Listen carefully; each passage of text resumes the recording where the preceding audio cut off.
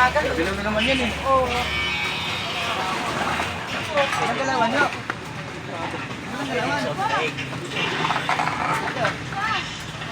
Yan sila galing ng Malakal. Ano, si Bakla. Malakal sila galing sa yan sila mga idol.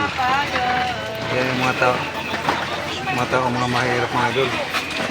Para kuha lang ng kalakal sa ano. Basurahan.